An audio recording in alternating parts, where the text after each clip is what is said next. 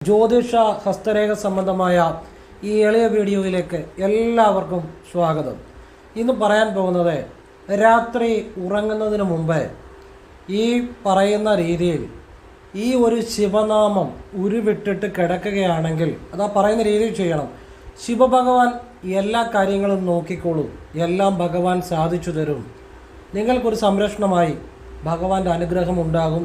ഭഗവാൻ നിങ്ങൾക്ക് എല്ലാ കാര്യങ്ങളും എന്തും ഭഗവാൻ സാധിച്ചു തരും. ഭഗവാൻ എല്ലാം നോക്കിക്കോളും. അങ്ങനെയുള്ള ഒരു വിദ്യയാണ് ഇത്. ഏതൊരാൾക്കും ചെയ്യാം. നിങ്ങൾ ചെയ്തു നോക്കുക, അപ്പോൾ നിങ്ങൾക്കറിയാം ജീവിതത്തിൽ അതിൻ്റെ ഗുണം. അങ്ങനെയുള്ള ഒരു വിദ്യയാണ് പറഞ്ഞു തരുന്നത്.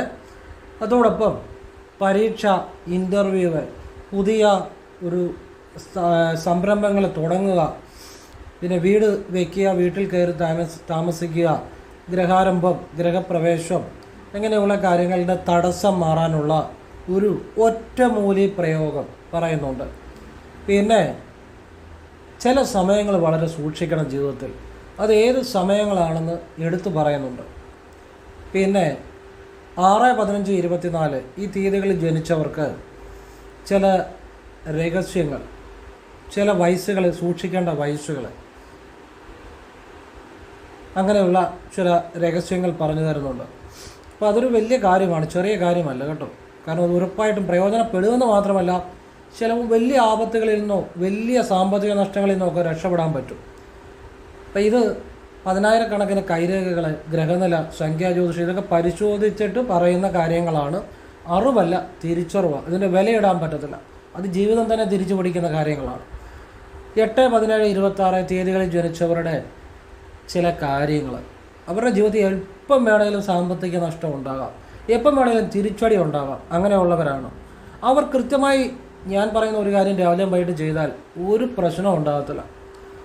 ഒരു പ്രതിസന്ധികളും ഉണ്ടാകാതെ ഒരു കുഴപ്പവുമില്ലാതെ മുന്നോട്ട് പോകാൻ പറ്റും. പിന്നെ ഈ ചില കുടുംബത്തിൽ എപ്പോഴും രോഗദുരിതങ്ങൾ, എപ്പോഴും ഒരു ചിലർക്ക് ഈ ഞരമ്പ് സംബന്ധമായ രോഗങ്ങൾ, ചിലർക്ക് മജ്ജ സംബന്ധമായ രോഗങ്ങൾ, അങ്ങനെ രോഗദുരിതങ്ങൾ. ഇപ്പോൾ രോഗദുരിതങ്ങളുള്ളതിന് കറക്റ്റായിട്ട് ട്രീറ്റ്മെൻറ്റ് ചെയ്യണം. ആ ഡോക്ടറുടെ നിർദ്ദേശം അനുസരിച്ച് മുന്നോട്ട് പോകണം. പക്ഷേ ഇങ്ങനെ ഒരു ദുരിതങ്ങളുള്ളവർക്ക് നമുക്ക് ഈശ്വരനെ ക്ഷേത്രത്തിൽ ചെന്ന് പ്രാർത്ഥിക്കാം. അപ്പോൾ അതൊരു ചില രീതിയിൽ പ്രാർത്ഥനകൾ നടത്തിയാൽ, ട്രീറ്റ്മെൻറ്റിനൊപ്പം ട്രീറ്റ്മെൻറ്റിനോടുകൂടി പ്രാർത്ഥനകൾ നടത്തിയാൽ ഒക്കെ ഒരു ജീവിതത്തിൽ നല്ല ഒരു മാറ്റങ്ങൾ ഉണ്ടാകാൻ ഉപകരിക്കും. മാത്രമല്ല ഈ ചില കുടുംബങ്ങളിൽ, ഇനി ഞാൻ കുറേ ലക്ഷണങ്ങൾ പറയുന്നുണ്ട്, അത്തരം കാര്യങ്ങൾ സംഭവിക്കുന്ന കുടുംബങ്ങളിൽ നമ്മൾ ഈ പരിഹാരങ്ങളൊക്കെ ചെയ്താൽ വളരെ നല്ല രീതിയിലുള്ള ഒരു മാറ്റങ്ങൾ ഉണ്ടായി ഒരു ആപത്തുകളിലേക്ക്, പ്രതിസന്ധികളിലേക്കൊക്കെ പോകാതെ മുന്നോട്ട് പോകാൻ പറ്റും. ചില വീടുകളിൽ സന്തതികളില്ലാതിരിക്കുക, പെടുമരണങ്ങൾ ഉണ്ടാകുക, പിന്നെ ഈ സന്തതികളില്ലാതെ, പരമ്പരയില്ലാതെ വംശം നിലനിർത്താൻ തലമുറ ഇല്ലാതെ വരിക, സന്താനങ്ങൾ ചിലപ്പോൾ വിവാഹം കഴിച്ചാലും ഉണ്ടാകാൻ താമസിക്കുക, ഇങ്ങനെയുള്ള ചില കുടുംബങ്ങളും കാര്യങ്ങളും ഒക്കെ. അതുപോലെ രോഗദുരിതങ്ങൾ. അപ്പോൾ അതൊക്കെ ചില ലക്ഷണങ്ങളുണ്ട്. അങ്ങനെയുള്ളിടത്തൊക്കെ ഒന്ന് അസുഖം ഉണ്ടായാൽ തീർച്ചയായിട്ടും ട്രീറ്റ്മെൻറ്റ് ചെയ്യണം. ഡോക്ടറുടെ നിർദ്ദേശം അനുസരിച്ചുള്ള കാര്യങ്ങൾ ചെയ്യണം. ഡോക്ടർ പറയുന്നത് കേൾക്കാവുള്ളൂ. അതനുസരിച്ച് മുന്നോട്ട് പോകണം.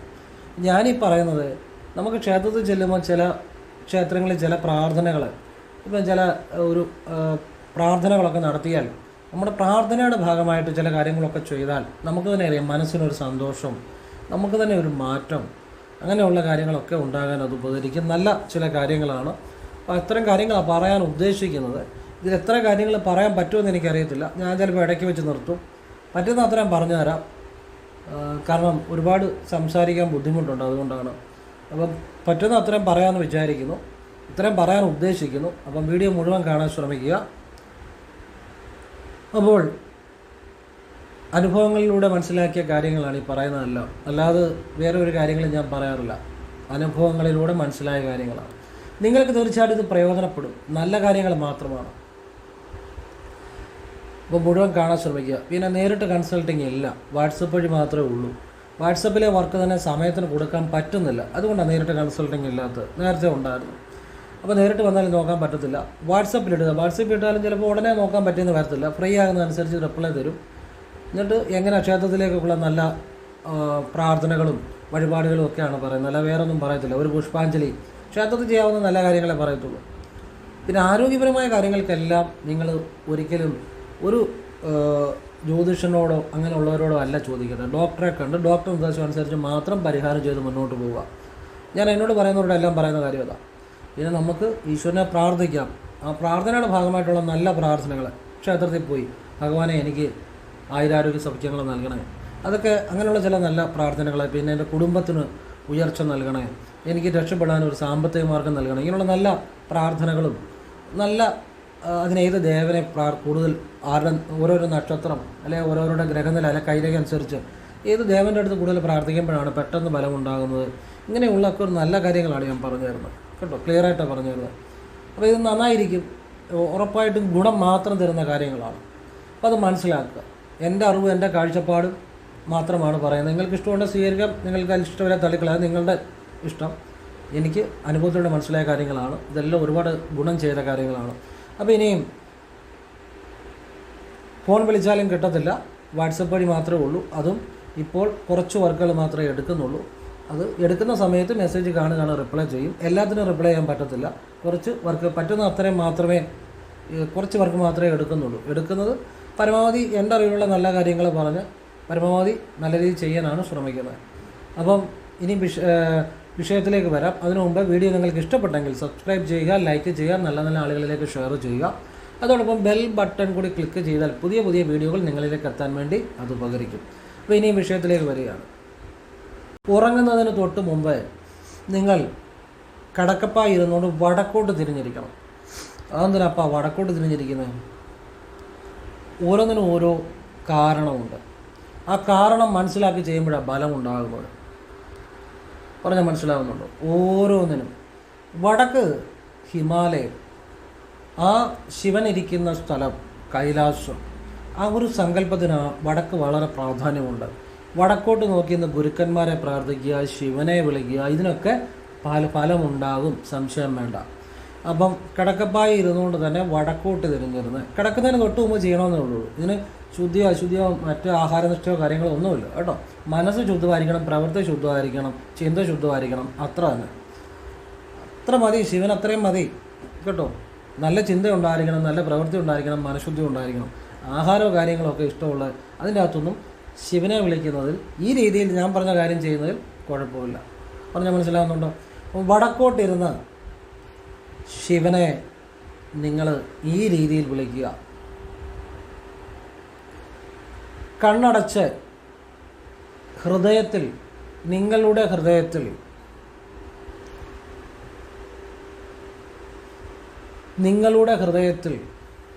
ഒരു ഈ പറയുന്ന ഒരു മന്ത്രം, ഹൃദയത്തിൽ ഒരു നീലപ്രകാശം ധ്യാനിച്ച് ഈ പറയുന്ന ഒരു മന്ത്രം കണ്ണടച്ച് മനസ്സിൽ ജപിക്കുക. ശിവായ നമ. നീട്ടണം, അതതിൻ്റെ രഹസ്യം കേട്ടോ. ശിവായ നമ, ശിവായ നമ, ശിവായ നമ. ഇങ്ങനെ നീട്ടി ജപിക്കുക. നിങ്ങളുടെ ഹൃദയത്തിൽ ഒരു നീലപ്രകാശം ധ്യാനിച്ച് സങ്കല്പുക. കണ്ണടച്ച് ആ നീലപ്രകാശത്തിൽ മനസ്സ് മുഴുവനായിട്ട് മനസ്സ് നീലപ്രകാശത്തിൽ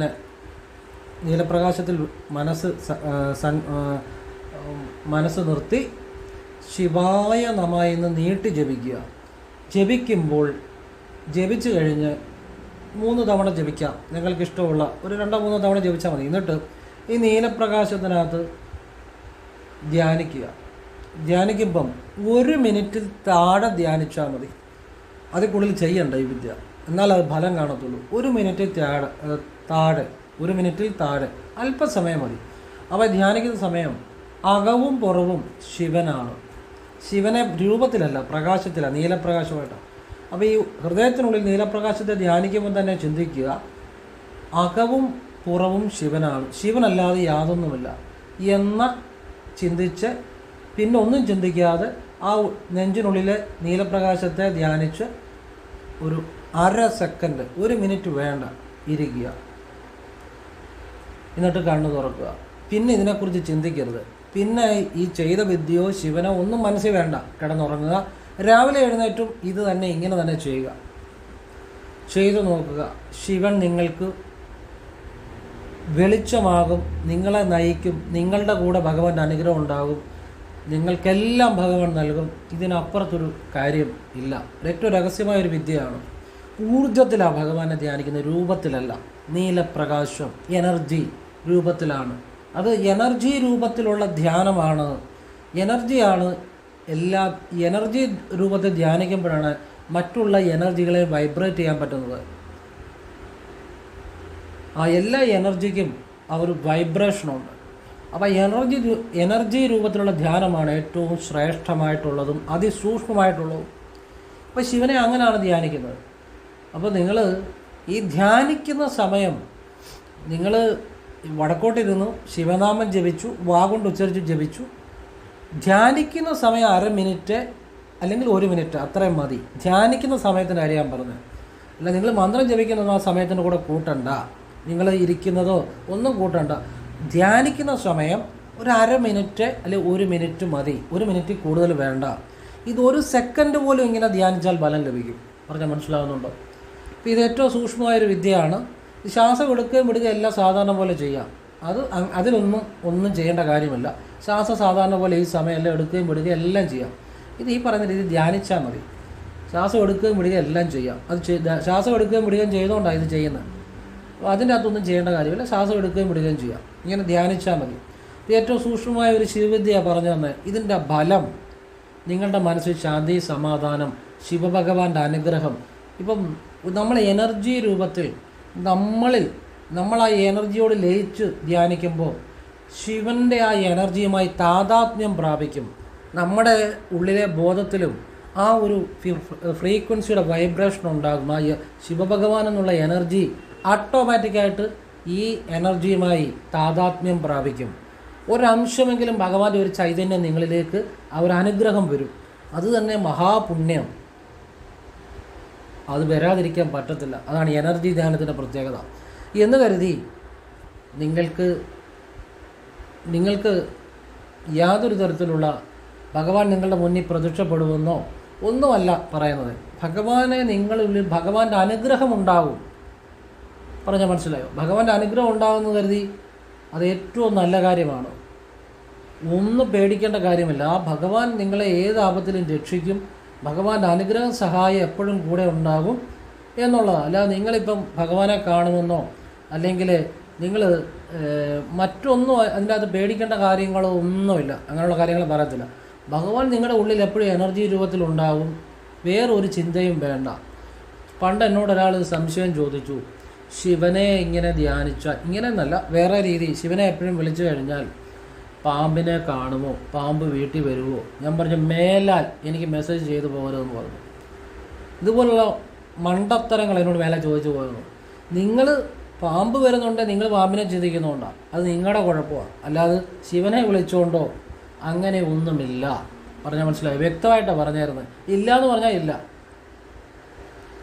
നോ ഡൗട്ട്, ക്ലിയർ കട്ടായിട്ട് പറഞ്ഞു. അങ്ങനെയൊന്നുമില്ല. നിങ്ങൾ പാമ്പിനെ എപ്പോഴും ചിന്തിച്ചുകൊണ്ടിരിക്കുന്ന അല്ലെങ്കിൽ പാമ്പിൻ്റെ അടുത്തോട്ട് നിങ്ങൾ പോകുന്നതുകൊണ്ടാണ് നിങ്ങൾ പാമ്പിനെ കാണുന്നത്. അത് നിങ്ങളുടെ കുഴപ്പമാണ്, നിങ്ങളുടെ ചിന്തയുടെ കുഴപ്പമാണ്. അല്ലാതെ ശിവനെ ധ്യാനിച്ചുകൊണ്ട് പാമ്പിനെ കാണുമെന്നോ പാമ്പ് വരുമെന്നോ കാണുന്നതെല്ലാം അതാണ് ഇതാണെന്നൊക്കെ പറഞ്ഞ് ചുമ്മാ മനോഭിഭ്രാന്തികളുടെ പുറകെ പോകരുത്. അത് ആരെ ധ്യാനിച്ചാലും അങ്ങനെയൊന്നും വരത്തില്ല. വർഷങ്ങളായിട്ട് ശിവനെ ധ്യാനിക്കുന്ന ആളാണ് ഞാൻ. അതുപോലെ എത്രയോ ആളുകൾ ഞങ്ങളെല്ലാം സുഖമായിട്ട് ഭഗവാനെ ധ്യാനിച്ച ലയത്തിലാണ് എപ്പോഴും ഇരിക്കും. ഭഗവാനെ ലയിച്ചായിരിക്കുന്നത്. അപ്പോൾ ഞാൻ മനസ്സിലായോ? മേലാൽ ഇതുപോലെ ഇതൊക്കെ ആവശ്യമില്ലാത്ത സംശയങ്ങളാണ്. ആവശ്യമില്ലാത്ത സംശയങ്ങൾ എന്ന് പറഞ്ഞാൽ ഒരാവശ്യവും ഇല്ലാത്ത, ഒരു രീതിയിലും ചിന്തിക്കേണ്ട ആവശ്യമില്ലാത്ത കാര്യങ്ങളാണ്. ആദ്യം ഭഗവാനെക്കുറിച്ച് അറിയാൻ കഴിഞ്ഞിട്ടാണ്. അതൊക്കെ തെറ്റായ അറിവുകളാണ്. ശിവൻ എന്ന് വച്ചു കഴിഞ്ഞാൽ എല്ലാത്തിലും ഉണ്ട് ഭഗവാൻ. ഉള്ളിലുള്ള ശുദ്ധമായ ബോധമാണ് ശിവൻ. അതാദ്യം മനസ്സിലാക്കി. ബോധമില്ല, എല്ലാവർക്കും ബോധമുണ്ടല്ലോ, ബോധമില്ലാത്തവരില്ലല്ലോ. ആ ശുദ്ധബോധം എന്ന് വെച്ചാൽ കുശുമ്പും കുന്നായ്മയും അല്ലെങ്കിൽ അഹങ്കാരം അഭിമാനവും ഒന്നും ഇല്ലാത്ത, ഇതെല്ലാം കളഞ്ഞ ശുദ്ധമായ ഈശ്വരമായ ബോധമാണ് ശിവൻ. അതെല്ലാത്തിൻ്റെ ഉള്ളിലുണ്ട്. ആ ചൈതന്യമാണ് ഭഗവാൻ. അങ്ങനെ മനസ്സിലാക്കി. മനസ്സിലായി? നല്ല കാര്യങ്ങൾ നല്ല രീതിയിൽ മനസ്സിലാക്കിയെടുക്കുക. മറ്റ് മറ്റ് തെറ്റായ ചിന്തകളുടെ പുറകെ പോകരുത്. ഞാൻ പറഞ്ഞു മേലാൽ എനിക്ക് മെസ്സേജ് ചെയ്തു പോരുന്നു. കാരണം അത്തരം പിന്നെ ഒരാൾ ചോദിച്ചു, ഓം നമ ശിവായ ജപിക്കാമോ? ഞാൻ ചോദിച്ചു പിന്നെ എന്നാ ജപിക്കേണ്ടത്, എനിക്കറിയാൻ വയ്യ, അതുകൊണ്ട് ചോദിക്കുക. ഓം നമ ശിവായ ജപിക്കാമോ, പിന്നെ എന്നാ ജപിക്കേണ്ടത്? ഏറ്റവും ശ്രേഷ്ഠമായ മന്ത്രമാണ് ഓം നമ ശിവായ. ഓം നമ ശിവായുടെ രഹസ്യം എന്ന് പറഞ്ഞാൽ അതിനപ്പുറത്തൊന്നുമില്ല. ഇത് അൾട്ടിമേറ്റായിട്ടുള്ള പവറാണ്. ഇത് അൾട്ടിമേറ്റായിട്ടുള്ള, അതിനപ്പുറം ഇപ്പുറം ഒന്നുമില്ല. ഭഗവാൻ ഏറ്റവും അൾട്ടിമേറ്റ്. ഭഗവാന് ജനനമില്ല, മരണമില്ല, നിശ്ചല ബ്രഹ്മമാണ്, പിറവിയെടുക്കത്തില്ല. ഭഗവാൻ എനർജിയാണ്, ആദ്യന്തരഹിതനാണ്. ഭഗവാന്റെ ഏറ്റവും മന്ത്രമാണ് ഭഗവാനെ നമിക്കുന്നതെന്നുള്ള. അല്ല പിന്നെ എന്തുവാ ചെയ്യേണ്ടത്? മേലാൽ ഇത്തരം കാര്യങ്ങൾ അറിയാൻ വയ്യാഞ്ഞിട്ടല്ല, വെറുതെ ചോദിക്കുന്നതാണ്. ഏതൊരു കൊച്ചുകുട്ടിക്ക് പോലും അറിയാം ശിവനെ വിളിക്കുന്നത് നല്ലതാണോ, അല്ലെങ്കിൽ ഓം നമഃ ശിവായ ജപിക്കാവോ. അപ്പം ഇത് അറിവില്ലാത്തതുകൊണ്ടല്ല. കൂടുതൽ സംശയങ്ങൾ, ആവശ്യമില്ലാത്ത സംശയങ്ങൾ അത് അവനവൻ്റെ മാത്രം കുഴപ്പമാണ്. അപ്പം ഞാൻ പറഞ്ഞതേ ഉള്ളൂ, ഈ ഈശ്വരീയമായ കാര്യങ്ങളെല്ലാം നല്ല കാര്യങ്ങളാണ്. അതുകൊണ്ട് ഗുണം മാത്രമേ ഉണ്ടാകത്തുള്ളൂ. പിന്നെ നിങ്ങൾക്കത് നിങ്ങളുടെ മനസ്സിൽ എങ്ങനെ ചിന്താഗതി എന്ന് വെച്ചാൽ നിങ്ങൾക്കത് ഇപ്പോൾ അത് ഒരു കാര്യം നമുക്ക് വിശ്വാസമില്ല, ആ കാര്യത്തിന് പുറകെ പോകരുത്. നിങ്ങൾക്കൊരു കാര്യം തെറ്റാണെന്ന് തോന്നുമെങ്കിൽ അതിന് പുറകെ പോകരുത്. കാരണം നിങ്ങളുടെ മാത്രം കുഴപ്പമാണ്. അപ്പോൾ നിങ്ങളുടെ മനസ്സെങ്ങനെയാണോ ആ രീതിയിൽ, അപ്പോൾ ആ മനസ്സിനനുസരിച്ച് ചെയ്യാമെന്ന് ഞാൻ പറയാറുണ്ട്. ഇപ്പോൾ ചില വഴിപാടുകൾ നിങ്ങൾക്ക് തോന്നും അത് ചെയ്താൽ ശരിയാകത്തില്ല, അത് ചെയ്യണ്ട, അല്ലെങ്കിൽ അത് വിശ്വാസമില്ല, ചെയ്യരുതെന്നേ പറയത്തുള്ളൂ. കാരണം നമ്മൾ എന്തൊരു കാര്യം മനസ്സിലാക്കിയെടുക്കുന്നു അതിനനുസരിച്ചാണ് നമുക്കതിൻ്റെ റിസൾട്ട് വരുന്നത്. അപ്പം നല്ല കാര്യങ്ങളെ നല്ലതായിട്ട് മനസ്സിലാക്കാത്തതിൻ്റെ കുഴപ്പമാണ്. അതിന് ഈശ്വരനോട് പ്രാർത്ഥിക്കുക, എനിക്ക് നല്ല കാര്യങ്ങൾ കാണാനും കേൾക്കാനും മനസ്സിലാക്കാനുള്ള അവസരം തരണേ എന്ന് അതിന് ഈശ്വരൻ തന്നെ വിചാരിക്കണം. അപ്പോൾ ഇത് ഞാൻ പറഞ്ഞതേ ഉള്ളൂ കേട്ടോ, ഒരു സംശയത്തിൻ്റെ കാര്യമൊന്നുമില്ല, ക്ലിയറായിട്ടാണ് പറഞ്ഞു തരുന്നത്. ഇനിയും പരീക്ഷകളിലൊക്കെ പോകുന്നു, അതിൽ വിജയിക്കാനും തടസ്സങ്ങളൊക്കെ മാറാനും ഇൻ്റർവ്യൂസിലൊക്കെ വിജയിക്കാനും പിന്നെ പുതിയ ഓരോ ബിസിനസ്സുകളൊക്കെ തുടങ്ങുമ്പോൾ അതിൻ്റെ തടസ്സങ്ങൾ മാറാനും തുടങ്ങാനുള്ള തടസ്സം മാറാനും ഗ്രഹാരംഭം, ഗ്രഹത്തിന് ആരംഭം കുറിക്കുക എന്ന് വെച്ചാൽ തന്നെ കുറ്റിയടിച്ച് വീടിൻ്റെ ആരംഭം കുറിക്കുന്നത്, അതാണ് ഗ്രഹാരംഭം. മറ്റേത് ഗ്രഹപ്രവേശമാണ്, വീടെല്ലാം പണിത് പാല് കാച്ചുന്നത് ഗ്രഹപ്രവേശം. ഇതിലേതിലുള്ള തടസ്സമാണേലും മാറുവാനും ഒക്കെയുള്ള ഒരു നല്ല കാര്യം ഞാൻ പറഞ്ഞുതരാം. പിന്നെ വിദേശവാസം, തൊഴിൽ തടസ്സം, ഏത് വിഷയത്തിലെയും തടസ്സങ്ങൾ മാറാൻ നിങ്ങളുടെ പക്ക നാളിന് ജന്മനക്ഷത്രം വരുന്ന ദിവസം, മാസത്തിൽ ജന്മനക്ഷത്രം വരുന്ന ദിവസം, ചില മാസങ്ങളിൽ 2 ജന്മനക്ഷത്രം വരുമെങ്കിൽ രണ്ടാമത്തെ എടുക്കണം. അപ്പം അത് അപൂർവമായിട്ടേ വരത്തുള്ളൂ. ജന്മനക്ഷത്രം വരുന്ന ദിവസം ഗണപതിക്ക് മുക്കുറ്റി പുഷ്പാഞ്ജലി ചെയ്യുക. എന്നിട്ട് ഇനിയിപ്പോൾ മുക്കുറ്റി പുഷ്പാഞ്ജലി ഇല്ല എന്നുണ്ടെങ്കിൽ മുക്കുറ്റി കൊണ്ടുള്ള മാല വെച്ചാലും മതി. മുക്കുറ്റി കൊണ്ടുള്ള മാല വെക്കുകയാണെങ്കിൽ കറുകമാലയും കൂടെ ഉണ്ട്, 2 മാലയും കൂടെ ഒന്നിച്ച് വെക്കണം. ഭഗവാനെ എൻ്റെ തടസ്സങ്ങളെ മാറ്റി നമ്മുടെ കാര്യം പറയുക, ജോലിയാണ് ജോലി, അല്ലെങ്കിൽ വിദേശവാസമാണ് വിദേശവാസം, ഇങ്ങനെ ഈ പക്കനാൾ തോറും ആവർത്തിക്കുക, വലിയ മാറ്റം വരും. അപ്പം മുക്കുറ്റി പുഷ്പാഞ്ജലി ഉണ്ട്, അത് തന്നെ ചെയ്യുക, നല്ലതാണ്, വിശ്വാസത്തോടെ ചെയ്യണം. ഏത് വഴിപാടാണെങ്കിലും ചെയ്ത് കഴിഞ്ഞ് പിന്നെ അതിനെക്കുറിച്ച് ചിന്തിക്കരുത്. ചിന്തിച്ചാൽ അത് ഫലം കാണണമെന്നില്ല. പല മാന്ത്രികമായ ഗ്രന്ഥങ്ങളിലും ഒക്കെ പറയുന്നുണ്ട്, ഇപ്പം നമ്മളൊരു കാര്യം ചെയ്തിട്ട് പിന്നെ തിരിഞ്ഞു നോക്കാതെ നീങ്ങണമെന്നൊക്കെ പറയുന്നുണ്ട്. അതിൻ്റെ രഹസ്യം എന്നാന്ന് ചോദിച്ചു കഴിഞ്ഞാൽ, നമ്മളിപ്പോൾ ഒരു കാര്യം ചെയ്തു കഴിഞ്ഞ് പിന്നെ ആ കാര്യം മറന്നേക്കണം. ചിന്തിച്ചു കഴിഞ്ഞാൽ ആ കാര്യം നമ്മുടെ അനലറ്റിക് മൈൻഡിൽ, നമ്മുടെ സാധാരണ മനസ്സിൽ തന്നെ കിടക്കും, സബ് കോൺഷ്യസ് മൈൻഡിലേക്ക് പോകത്തില്ല. അതുകൊണ്ടാണ് സംശയങ്ങൾ എപ്പോഴും അനലറ്റിക് മൈൻഡിലാണ്. അത് ശരിയാകും, ഇത് ശരിയാകും. ഈ അനലറ്റിക് മൈൻഡ് കടന്നു വേണം സബ് കോൺഷ്യസ് മൈൻഡിലേക്ക് പോകുമ്പോഴാണ് നമുക്ക് ജീവിതത്തിൽ ആ സബ് കോൺഷ്യസ് മൈൻഡിലാണ് ഈശ്വരൻ, അതാണ് ഈശ്വരീയമായ ശക്തിയുള്ള മനസ്സ്. അതുകൊണ്ടാണ് ഒരു കാര്യം ചെയ്തു കഴിഞ്ഞ് പിന്നെ അതിനെക്കുറിച്ച് ചിന്തിക്കരുത് എന്ന് പറയുന്നതിൻ്റെ കാര്യം.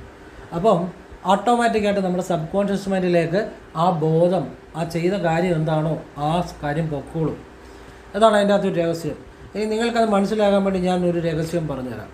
ഇപ്പം നിങ്ങളുടെ പണം നിങ്ങൾ സാധാ ഇങ്ങനെ പോക്കറ്റുണ്ട്, ഈ പോക്കറ്റ് വെക്കുന്നതിന് പകരം നിങ്ങളുടെ ഈ ഇടത് സൈഡിൽ, ഇപ്പം നിങ്ങളുടെ ഇടത് സൈഡിൽ ഈ ഉടുപ്പിനകത്തൊരു പോക്കറ്റ് തയ്പ്പിച്ചിട്ട് അതിൻ്റെ അകത്തൊന്ന് വെച്ച് നോക്കിക്ക്, വർദ്ധിച്ചു വരും. അതിൻ്റെ കാര്യം എന്നാണെന്നറിയോ? നമ്മുടെ പോക്കറ്റ് എപ്പോഴും പണം ഇരിക്കും, നമ്മൾ ഈ പണം കണ്ടുകൊണ്ടിരിക്കുകയാണ് അല്ലേ. അപ്പോൾ നമ്മുടെ ഈ ശരീരത്തിനുള്ളിൽ ഈ പോക്കറ്റ് വെച്ച് കഴിയുമ്പം ഹൈഡായിട്ടിരിക്കുമ്പം അത് നമ്മുടെ മനസ്സിൽ അത് പെട്ടെന്ന് മനസ്സിൽ അത് നമ്മുടെ ചിന്ത വരാത്തപ്പം ഇത് സബ് കോൺഷ്യസ് മൈൻഡ് എപ്പോഴും ഈ ഈ ഈ ഹൈഡായിട്ടിരിക്കുന്ന കാര്യങ്ങളിൽ ജാഗ്രതയിലായിരിക്കും. അതാണ് അതിൻ്റെ രഹസ്യം. ചെയ്ത് നോക്കിക്കോ. ഇതൊക്കെ കൃത്യമായിട്ട് ചെയ്ത് റിസൾട്ട് കിട്ടിയ കാര്യങ്ങളാണ്. ശരിയായിട്ട് ചെയ്താൽ ഫലം കിട്ടും. ഇതൊരു 3 മാസമൊക്കെ 6 മാസമൊക്കെ ഒന്നും വേണ്ട. നിങ്ങളുടെ ഈ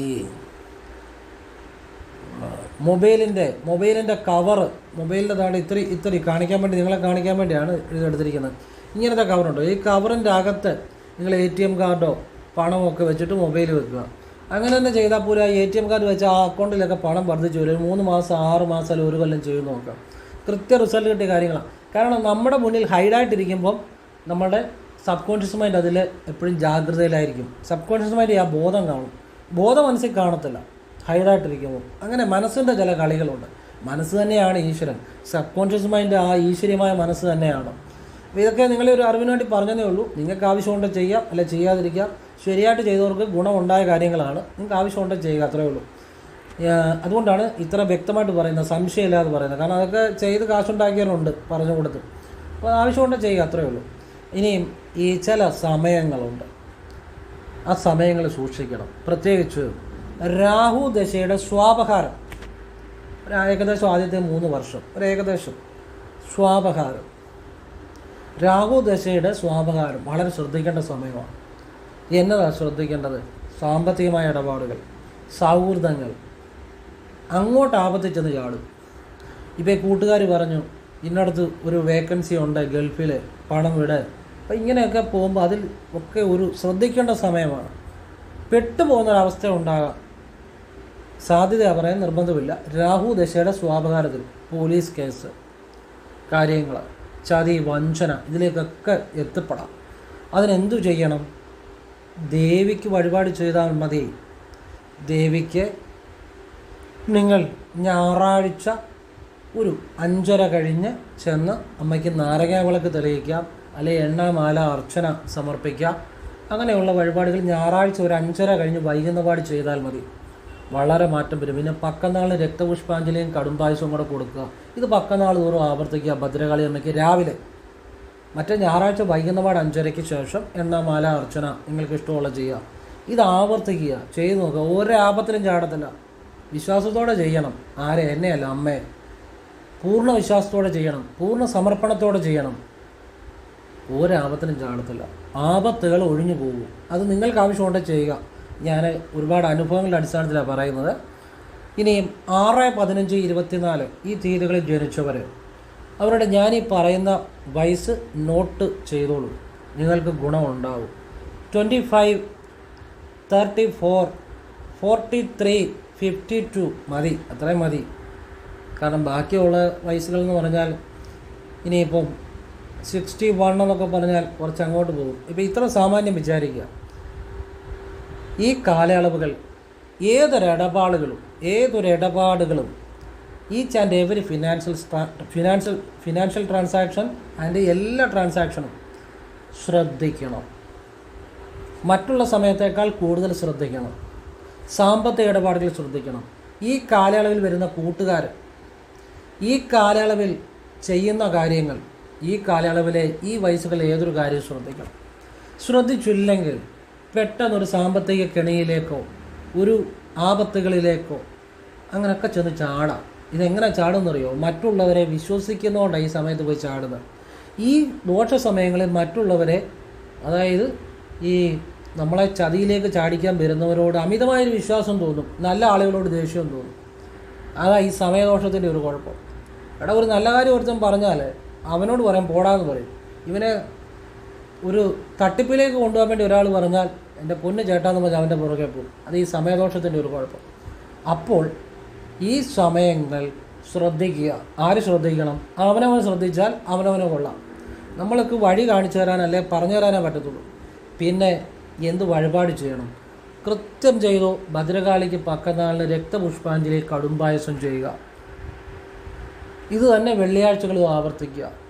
ഒരു കുഴപ്പമില്ല. അമ്മ രക്ഷപ്പെടുത്തും. അമ്മയുടെ മുന്നിൽ പ്രാർത്ഥിച്ച് സറണ്ടർ ചെയ്ത് വേണം വഴിപാട് ചെയ്യാൻ. എന്ന് വെച്ചാൽ അമ്മയെക്കാട്ടിയും വലിയ ആളാണ് ഞാനെന്നും പറഞ്ഞ് വഴിപാട് ചെയ്താൽ ഫലം കിട്ടത്തില്ല.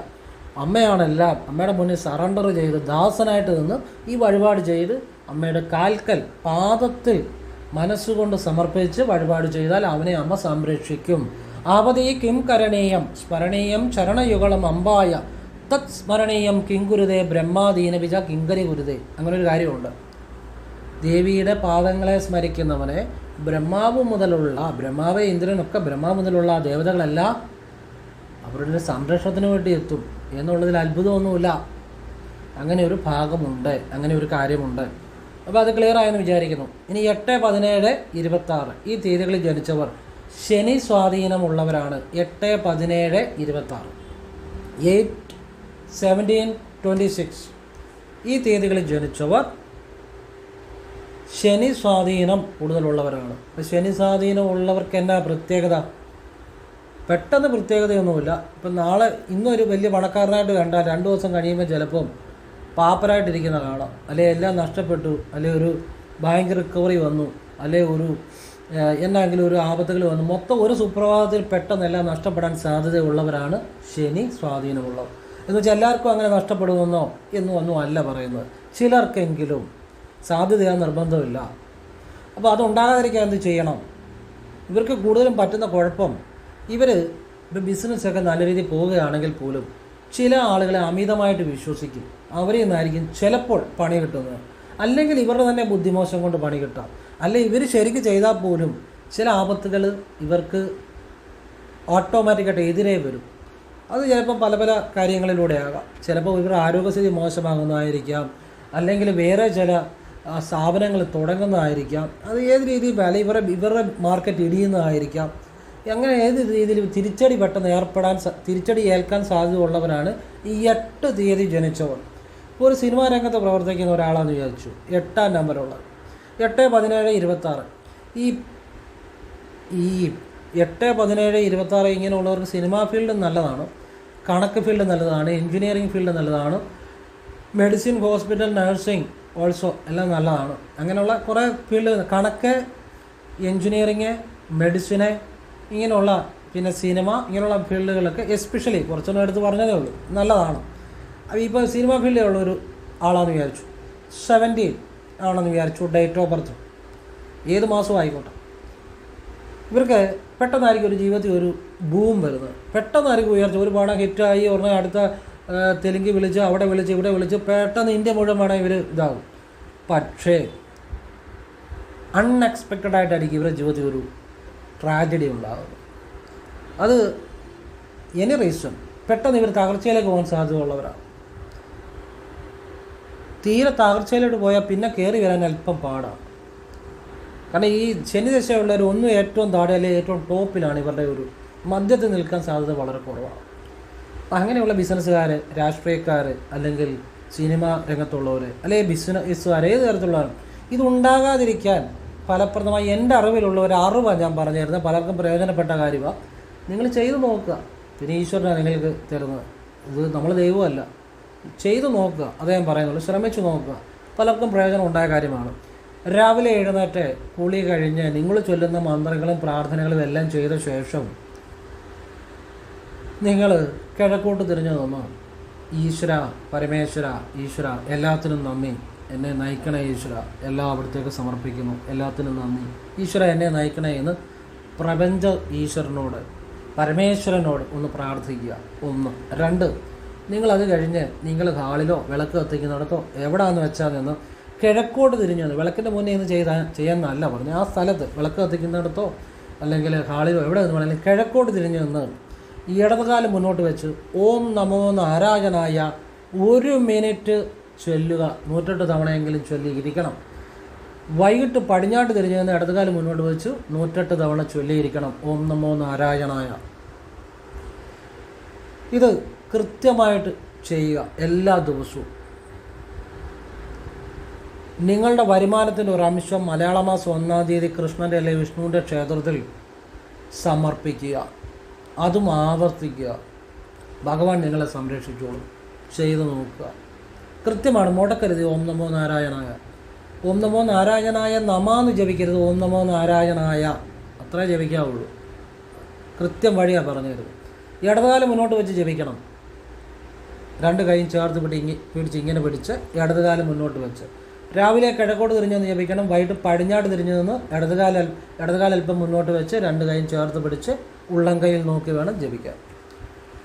പിന്നെ മലയാള മാസം 1-ാം തീയതി ഉറപ്പായിട്ടും മസ്റ്റ് എന്നുള്ള വാക്ക് ഉപയോഗിക്കണം. മസ്റ്റ് എന്ന് പറഞ്ഞാൽ ഉറപ്പ്, അതുപോലെ ചെയ്യണം എന്ന് നിർബന്ധമായിട്ട് മസ്റ്റായിട്ട് നിങ്ങൾ മലയാള മാസം 1-ാം തീയതി കൃഷ്ണക്ഷേത്ര ദർശനം നടത്തി നിങ്ങൾ ഓരോ ദിവസവും ഒരു നാണയം മാറ്റി വെച്ച് അല്ലെങ്കിൽ ഒരു തുക മാറ്റി വെച്ച് നിങ്ങൾക്ക് ഇഷ്ടമുള്ള പോലെ അത് എണ്ണാതെ ഭഗവാന്റെ മുന്നിൽ സമർപ്പിക്കണം. ഇത് ആവർത്തിക്കണം. 1 രൂപ നാണയമെങ്കിൽ 1 രൂപ നാണയം, 5 രൂപയെങ്കിൽ 5 രൂപ, 2 രൂപയെങ്കിൽ 2 രൂപ, നിങ്ങളെ കൊണ്ട് പറ്റുന്ന പോലെ നിങ്ങളുടെ സ്ഥിതി അനുസരിച്ച് ഒരു ന്യായമായി സത്യസന്ധമായി ചെയ്യുക. പറഞ്ഞാൽ മനസ്സിലായില്ല. 10 രൂപ വെക്കാനുള്ളവർ 10 രൂപ വെക്കുക. അത് നിങ്ങൾ സത്യസന്ധനാകുക. അതൊക്കെ നിങ്ങളുടെ ഭാഗമാണ്. ഞാൻ ഇത് വഴി പറഞ്ഞതേ ഉള്ളൂ.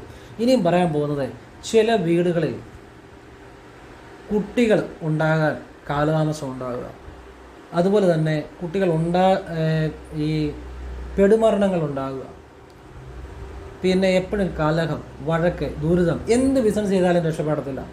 മദ്യപാനം, ബഹളം, വഴക്ക്, ഒരു പഠിച്ചാൽ പോലും നല്ല ജോലി കിട്ടുന്നില്ല. ചിലയിടത്ത് ഈ ഞരമ്പ് സംബന്ധമായ രോഗങ്ങൾ, മജ്ജ സംബന്ധമായ രോഗങ്ങൾ എന്ന് വേണ്ട, കുടുംബത്തിലെ പലർക്കും ഇത് ആവർത്തിക്കുന്നതായിട്ട് കാണുക. ഒരാൾക്കല്ല, രണ്ടാൾക്കല്ല. ഈ ഒരു കുടുംബം ഉണ്ടായ കുടുംബം പലയിടത്തായിട്ടായിരിക്കും താമസിക്കുന്നത്. ഈ കുടുംബത്തിലെ പലർക്കും ഇതുപോലെ ദുരിതങ്ങൾ ആവർത്തിക്കുക, റിപ്പീറ്റ് ചെയ്യുക. അങ്ങനെ ഉണ്ടെങ്കിൽ ഞാനീ പറയുന്ന ഒരു കാര്യം ചെയ്തു നോക്കുക. നിങ്ങൾ രാവിലെ എഴുന്നേറ്റ് ഞാനീ പറഞ്ഞ പോലെ തന്നെ പരമേശ്വര എന്നുള്ള പ്രാർത്ഥന നടത്തണം. കുളി കഴിഞ്ഞ് കിഴക്കോട്ട് തിരിഞ്ഞു നിന്ന് പരമേശ്വര എന്നുള്ള പ്രാർത്ഥന നടത്തുക. എന്നെ സഹായിക്കണേ, എന്നെ എൻ്റെ കുടുംബത്തെ സഹായിക്കണേ, നയിക്കണമേ, എല്ലാത്തിനും നന്ദി, പരമേശ്വര, ഈശ്വര എന്ന് പ്രാർത്ഥിക്കുക. ഓം നമോ നാരായണയും പറഞ്ഞ രീതിയിൽ ജപിക്കുക. കിഴക്കോട്ട് രാവിലെ നിന്ന് ഇടതുകാലം മുന്നോട്ട് വെച്ച് 1 മിനിറ്റ്, വൈകിട്ട് പടിഞ്ഞാട്ട് തിരിഞ്ഞു നിന്ന് ഇടതുകാലം മുന്നോട്ട് വെച്ച് 1 മിനിറ്റ്. ഇത് വീട്ടിൽ നിന്ന് ചെയ്യാം, അല്ലെങ്കിൽ എവിടെ നിന്ന് വേണമെങ്കിലും ചെയ്യാം. ചെയ്യുന്നതിന് മുമ്പ് കൈയും കാലും മോഹവും ഒന്ന് കഴുകുന്നത് നല്ലതാണ്, രാവിലെയും വൈകിട്ടും. ഇത് രണ്ടും അതുപോലെ ചെയ്യണം. പിന്നെ പക്കനാളിന് ശിവക്ഷേത്രത്തിൽ രാവിലെ മൃത്യുഞ്ജയ അർച്ചന, ജലധാര, കൂവളത്തില കൊണ്ട് ഭാഗ്യസൂക്ത അർച്ചന, പാൽപ്പായസം ഇത് ചെയ്യുക. പക്കനാൾ തോറും ആവർത്തിക്കുക. നിങ്ങൾ സാധിക്കുമ്പോഴൊക്കെ ഒരു രാവിലെ 1 മിനിറ്റ് ശിവശിവ ശിവശിവ ശിവശിവ എന്ന് ഭഗവാനെ ലയിച്ചു ജപിക്കുക. വൈകിട്ടും ജപിക്കുക. ഇടയ്ക്കിടയ്ക്ക് ആവർത്തിക്കുക. ശിവക്ഷേത്രത്തിൽ ഇരുന്നുകൊണ്ട് നിങ്ങൾ ശിവശിവ എന്നൊരു ഭജന ഇരിക്കുന്ന പോലെ എപ്പോഴെങ്കിലും ഒരു ശനിയാഴ്ചകളിൽ വൈകുന്ന പാട് ഒക്കെ ഇരുന്നൊരു അല്പനേരം 10 മിനിറ്റെങ്കിലും ജപിക്കുക. ശിവക്ഷേത്രത്തിൽ ഇരുന്നുകൊണ്ട് ശനിയാഴ്ച വൈകുന്ന പാട് ഒരു 10 മിനിറ്റ് അല്ലെങ്കിൽ 5 മിനിറ്റെങ്കിലും നിങ്ങൾ ശിവശിവ എന്ന് ഭഗവാനെ ലയിച്ച് ജപിക്കുക. ഭഗവാന്റെ മുന്നേ എന്ന് ജപിക്കുക. അത് അല്പനേരം ജപിച്ചാൽ മതി, 10 മിനിറ്റ് ഒന്നും വേണ്ട. നമ്മൾ ക്ഷേത്രത്തിന് ഭഗവാന്റെ മുന്നിൽ ജപിക്കുമ്പം ഒരു അല്പനേരം പറ്റുന്ന അത്രയും ജപിച്ചാൽ മതി. നിങ്ങൾ ക്ഷേത്രത്തിലെ ശ്രീകോവിലിന് മുൻപിൽ കൊടിമരത്തിൻ്റെ മുൻപിൽ ഇരിക്കുന്ന സ്ഥലം കാണുമല്ലോ, ഈ എല്ലാവരും ഇരിക്കാൻ വേണ്ടിയുള്ള, അവിടെ ഇരുന്ന് വേണം 10 മിനിറ്റ് ജപിക്കാൻ. ശ്രീകോവിലിന് മുന്നിൽ നിന്ന് അല്പസമയം ജപിച്ചാൽ മതി, പറ്റുന്ന അത്രയും, ഒരുപാട് നേരമൊന്നും ജപിക്കണ്ട. ശിവശിവ എങ്കിലർ തീവിണയാളർ, ശിവശിവ என்றடா തീവിണയുമാലും, ശിവശിവ என்றடா തേവരുമാവർ, ശിവശിവ എന്ന ശിവഗതി താനെ. നിങ്ങളെ എല്ലാ കുടുംബപരമായിട്ടുള്ള എല്ലാ ദോഷങ്ങളും മാറും, ഒരു സംശയവും വേണ്ട. ഓം നമോ നാരായണയ്ക്കകത്ത് ശക്തിയുണ്ട്. പരമേശ്വര, ഈശ്വര എന്നുള്ള പ്രാർത്ഥനയ്ക്ക് പ്രത്യേക ശക്തിയുണ്ട്. ശിവഭഗവാൻ പക്കനാളിൽ ഞാൻ പറഞ്ഞ കാര്യങ്ങൾ ചെയ്യുന്നതിൽ പ്രത്യേക കാര്യമുണ്ട്. ശിവശിവ എന്ന് ശിവക്ഷേത്രത്തിൽ ഇരുന്ന് ശനിയാഴ്ച വൈകിട്ട് ജപിക്കുന്നതിനകത്ത് കാര്യമുണ്ട്. ഇനി ശിവക്ഷേത്രത്തിൽ നിങ്ങൾ വൈകുന്ന പാട് ഭഗവാൻ എണ്ണാമാല അർച്ചന ഒക്കെ നടയിലോട്ട് വെക്കുമ്പോൾ ശിവശിവ എന്ന് ജപിച്ചുകൊണ്ട് വയ്ക്കുക. ഭഗവാനെ എന്നെ എൻ്റെ കുടുംബത്തെ രക്ഷപ്പെടുത്തണമെന്ന് കൂടെ പറയുക, മതി. പിന്നെ സാധിക്കുമെങ്കിൽ കറുത്തവാവിന് ഭദ്രകാളി അമ്മയ്ക്ക് കടുംപായസവും രക്തപുഷ്പാഞ്ജലിയും കൊടുത്ത ശേഷം കുളത്തിൽ മലരുകൊണ്ട് മീനോട്ടൂടെ ചെയ്യുകയാണ്. ഇത് കറുത്തവാവ് തോറും ആവർത്തിക്കുക. രാവിലെ ചെയ്യുകയാണെങ്കിൽ പരിപൂർണമായി ആ കുടുംബത്തിലെ സാമ്പത്തിക ദുരിതങ്ങൾ, സകല പ്രതിസന്ധികൾ, കുടുംബപരമായ ദോഷങ്ങൾ ഒക്കെ മാറി നിൽക്കും. ശിവനും ഭദ്രകാളിക്കും ഏത് കാര്യത്തിനും പെട്ടെന്ന് സൊല്യൂഷൻ ഉണ്ടാക്കാൻ പറ്റും. അതിനപ്പുറത്ത് യാതൊന്നുമില്ല. എന്തായാലും എവരിത്തിങ്, എത്ര സാമ്പത്തിക പ്രതിസന്ധി ആണേലും എത്ര തടസ്സങ്ങളുണ്ടെങ്കിലും മാറ്റിത്തരാൻ പറ്റും. അതിനപ്പുറത്തൊന്നുമില്ല. അപ്പം ഇത് നിങ്ങൾക്ക് ആവശ്യമുണ്ടെങ്കിൽ നല്ല കാര്യമാണ്, നല്ല കാര്യങ്ങൾ മാത്രമാണ്, നല്ലത് മാത്രം ഉണ്ടാകുന്ന കാര്യമാണ്. നിങ്ങൾക്ക് ആവശ്യമുണ്ടെങ്കിൽ നിങ്ങൾ ചെയ്യുക. നിങ്ങൾക്കിത് സ്വീകരിക്കുകയോ സ്വീകരിക്കാതിരിക്കുകയോ ഒക്കെ ചെയ്യാൻ നിങ്ങളിഷ്ടം. എൻ്റെ അറിവും എൻ്റെ അനുഭവവും ഭഗവാന്റെ തൃപ്പാദങ്ങളിൽ സമർപ്പിച്ചുകൊണ്ട് ഞാൻ പറഞ്ഞതേ ഉള്ളൂ. എൻ്റെ കാഴ്ചപ്പാട്, എൻ്റെ അഭിപ്രായങ്ങൾ, എൻ്റെ അറിവുകളൊക്കെ പറഞ്ഞു. നിങ്ങൾക്ക് ഇഷ്ടമുണ്ട് സ്വീകരിക്കുക, അല്ല തള്ളിക്കളയാം. അതൊക്കെ നിങ്ങളുടെ ഭാഗം. എല്ലാവരെയും ഭഗവാൻ അനുഗ്രഹിക്കട്ടെ എന്ന് പ്രാർത്ഥിച്ചുകൊണ്ട് ഞാൻ ഭഗവത് പാദത്തിൽ തന്നെ, ശിവപാദത്തിൽ തന്നെ സമർപ്പിക്കുന്നു. ഇതല്ല ശിവോഹം ശിവോഹം ശിവോഹം. ഓം ശിവായ നമഃ യനവശിമ മവായ നശി ശിയ നമവ വശിമയന. ഓം ശിവായ നമഃ യനവശിമ മവായ നശി ശിയ നമവ വശിമയന. ഓം ശിവായ നമഃ യനവശിമ മവായ നശി ശിയ നമവ വശിമയന. ഓംകാരം ഒന്ന് ഉച്ചരിച്ചിട്ട് നിർത്തിയേക്കാം. ഓംകാരം ഓംകാരം ഓംകാരം ദ അൾട്ടിമേറ്റ്, ദി സെനത്തായിട്ടുള്ള പവർ.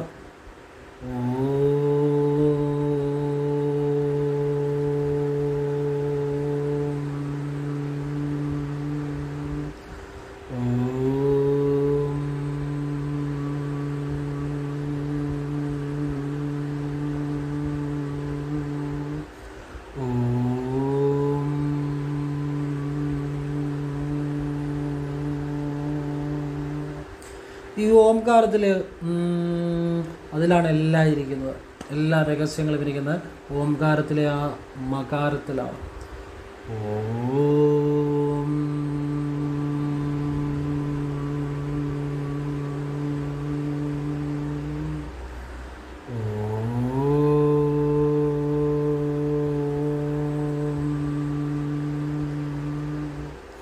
അതിലെല്ലാ രഹസ്യങ്ങളും ഉണ്ട്.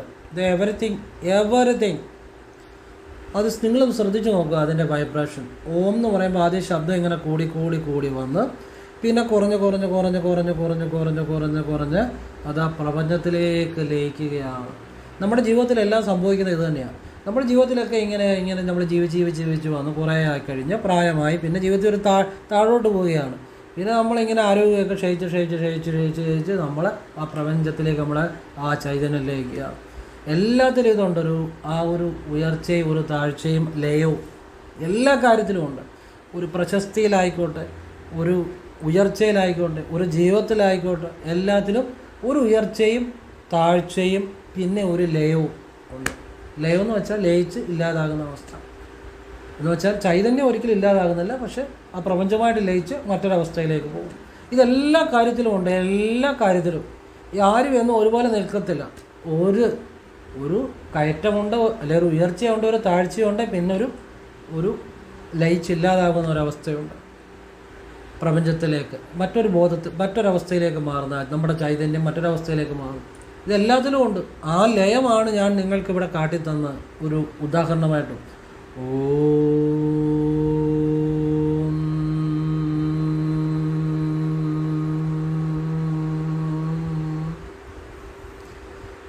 അതിലെല്ലാം ഉണ്ട്. ഇപ്പം പറഞ്ഞുതരാവുന്ന കാര്യങ്ങളൊക്കെ പറഞ്ഞു തന്നു. ബാക്കിയെല്ലാം ചിന്തിച്ചും ചെയ്ത് പഠിക്കണം. മനസ്സിലായോ? ചെയ്താണ് എല്ലാം പഠിക്കേണ്ടത്. പഠിച്ചിട്ട് ചെയ്യുമല്ല, ചെയ്ത് പഠിക്കുകയാണ് ഏറ്റവും പ്രകൃതിയിൽ കാണുന്നതെല്ലാം ചെയ്ത് പഠിക്കുക. പ്രകൃതിയിൽ എല്ലാ ജീവജാലങ്ങളും ചെയ്താണ് പഠിക്കുന്നത്. പക്ഷെ നമ്മൾ മനുഷ്യർ പഠിച്ചിട്ടാണ് ചെയ്യുന്നത്. അതാണ് മനുഷ്യനും മറ്റു ജീവജാലങ്ങളും തമ്മിലുള്ള വ്യത്യാസം. ഇപ്പം ഒരു പോത്തായിക്കോട്ടെ, അല്ലെ ഒരു ഏത് ജീവി ആയിക്കോട്ടെ, അതുമെല്ലാം നീന്തി പഠിക്കുക. നമ്മൾ നീന്തി പഠിച്ചിട്ട് നീന്താനാണ് ശ്രമിക്കുന്നത്. അത് നീന്തി പഠിക്കുക, അത് ചെയ്ത് പഠിക്കുകയല്ല. പ്രപഞ്ചത്തിലെല്ലാം അങ്ങനെ ചെയ്ത് പഠിക്കുക. നമ്മൾ പഠിച്ചിട്ടെല്ലാം ചെയ്യാൻ പോകുന്നത്. ഇതാ മനുഷ്യനുമായിട്ടുള്ളൊരു വ്യത്യാസം. അപ്പം എല്ലാം ചെയ്ത് പഠിക്കുക, എല്ലാം ചെയ്ത് പഠിക്കുക. പ്രാർത്ഥനയാണേലും പ്രാണായാമമാണേലും ഇതൊക്കെ ചെയ്ത്, ഇപ്പോൾ ഓംകാരമാണേലും ഇങ്ങനെ നിങ്ങൾ ചെയ്ത് അതിൽ നിന്നുള്ള അനുഭവത്തിൽ നിന്ന് നിങ്ങൾ പാഠങ്ങൾ പഠിക്കുക. എല്ലാ നമുക്ക് ഒരുപാട് സങ്കല്പങ്ങളുണ്ട്. ശിവൻ, വിഷ്ണു, ബ്രഹ്മാവ് എല്ലാം ഉണ്ട്. അപ്പോൾ ഒരു കാര്യം മനസ്സിലാക്കേണ്ടത്, ശിവൻ ഒന്നിൽ തന്നെ എല്ലാമുണ്ട്, എല്ലാത്തിലും ഒന്നുമുണ്ട്. അത് മനസ്സിലാക്കി ഈശ്വരനെ വിളിക്കുക. ശിവനെ വിളിക്കുമ്പോൾ ശിവനിലാണ് എല്ലാം എന്ന് സങ്കല്പിച്ച് ഒരു നിമിഷം ലയിച്ച് വിളിക്കുക. കൃഷ്ണനെ വിളിക്കുമ്പോൾ അങ്ങനെ തന്നെ. അപ്പോൾ ഈ ഒന്നിലെല്ലാം ഉണ്ട്, എല്ലാത്തിലും ഒന്നുമുണ്ട്. അതാണ് പരബ്രഹ്മം. ആ പരബ്രഹ്മത്തിൻ്റെ ഈ ചൈതന്യം എല്ലാം പരബ്രഹ്മ രൂപമാണ്. എല്ലാവരും ഈശ്വരൻ അനുഗ്രഹിക്കട്ടെ. വളരെ വളരെ വളരെ വളരെ നീണ്ടുപോയ ഒരു വീഡിയോ ആണ്. എന്നെ സംബന്ധിച്ചിടത്തോളം ഒന്നുമല്ല. 1 മണിക്കൂറൊക്കെ ഞാൻ കൃത്യമായിട്ട് ഇങ്ങനെ സംസാരിക്കും. എന്ന് വെച്ചാൽ കൃത്യമായിട്ട് വേണ്ട പോയിന്റുകൾ അത് ഓർമ്മയിൽ നിന്ന് എടുത്ത് സംസാരിക്കും. പക്ഷെ ഇപ്പോൾ 10-12 മിനിറ്റ് വീഡിയോ ഇടാറുള്ളൂ. സമയമില്ല, പിന്നെ ശാരീരികമായ ക്ഷീണം കാര്യങ്ങളുണ്ട്. പക്ഷേ ഇത്രയും കാര്യങ്ങൾ എല്ലാവർക്കും പ്രയോജനം ലഭിക്കുന്ന കാര്യങ്ങളാണ്. ഒരു വീഡിയോ എന്ന് പറഞ്ഞാൽ അത് നിങ്ങൾക്ക് ജീവിതം മുഴുവൻ പ്രയോജനം ലഭിക്കുന്ന കാര്യമായി അത്രയും വീഡിയോ ആയത്. അപ്പോൾ അത് മനസ്സിൽ വന്നപ്പം ആ തോട്ട് എയറിലേക്ക് വിട്ടെന്നേ ഉള്ളൂ. എല്ലാവരും അറിയട്ടെ, എല്ലാവർക്കും കിട്ടട്ടെ, എല്ലാവരും മനസ്സിലാക്കട്ടെ, എല്ലാവർക്കും അതിൻ്റെ ഗുണമുണ്ടാകട്ടെ. ലോകാ സമസ്ത സുഖനോ ഭവന്തു എന്ന് ചിന്തിച്ച് തന്നെയാണ് ഇതെല്ലാം പറഞ്ഞതെന്ന്. എല്ലാവരെയും ശിവഭഗവാൻ അനുഗ്രഹിക്കട്ടെ. ശിവനല്ലാതെ എല്ലാം ശിവനിൽ തന്നെ. ഞാൻ ശിവ ഉപാസന ചെയ്യുന്ന കൃഷ്ണ ആണെങ്കിൽ കൃഷ്ണ തന്നെ എല്ലാം ഉണ്ട്, എല്ലാം ഒന്ന് തന്നെയാണ്. ഞാൻ ഭഗവാനെ ചിന്തിച്ച് പറഞ്ഞതേ ഉള്ളൂ കേട്ടോ. ആ ഭഗവാന്റെ തൃപ്പാദങ്ങൾ ശിവപാദം സ്മരിച്ചുകൊണ്ട് ഞാൻ നിർത്തുന്നു. എല്ലാത്തിനും ഭഗവാൻ നന്ദി. ഇതൊക്കെ പറയാനും നിങ്ങൾക്ക് കേൾക്കാനും ഇങ്ങനെ ഒരു നിമിഷം തന്നതിന് പരമേശ്വര അവിടത്തേക്ക് നന്ദി. ശിവോഹം. ഓം കൃഷ്ണായ നമഃ. ശിവോഹം ശിവോഹം ശിവോഹം.